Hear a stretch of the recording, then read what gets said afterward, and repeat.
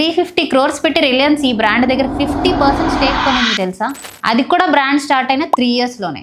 కిడ్స్కి comfort, safety and better clothing experience కోసం 2020లో ఆలియా భట్ ఎడమామా అనే బ్రాండ్ స్టార్ట్ చేసింది. మార్కెట్లో చాలా కిడ్స్ బ్రాండ్స్ ఉన్నాయి, కానీ ఆలియా ఒక చిన్న గ్యాప్ని నోటీస్ చేసింది. మార్కెట్లో కిడ్స్ బ్రాండ్ ఏదర్ కంఫర్టబుల్గా ఉంటాయి లేదా స్టైలిష్గా ఉంటాయి, కానీ ఈ రెండింటి కాంబినేషన్ దొరకవు. ఆలియా ఈ గ్యాప్ని ఫిల్ చేద్దాం అనుకుంది. ఆలియా ఈ బ్రాండ్ కోసం soft fabrics, skin friendly materials, plastic free buttons ఇలాంటి డీటెయిల్స్తో తన బ్రాండ్ ప్రోడక్ట్ని డిజైన్ చేసుకుంది. అందరు సెలబ్రిటీ లాగా ఆలియా ఈ బ్రాండ్కి ఒక ఫేస్ లాగా ఉండలేదు. ప్రోడక్ట్ ఐడియాస్ నుంచి బ్రాండ్ కమ్యూనికేషన్ వరకు ప్రతి స్టేజ్లో యాక్టివ్గా ఇన్వాల్వ్ అయింది. సోషల్ మీడియాలో బ్రాండ్ ప్రమోట్ చేయడం దగ్గర నుంచి ఇంటర్వ్యూలో బ్రాండ్ పర్పస్ గురించి మాట్లాడటం, పర్సనల్గా బ్రాండ్ ఈవెంట్స్ అటెండ్ అవ్వడం, ఇలా కస్టమర్స్తో డైరెక్ట్ కనెక్షన్ బిల్డ్ చేసుకుంది. దాని రిజల్టే 2023లో రిలయన్స్ 350 crores పెట్టి 51% స్టేక్ కొనింది.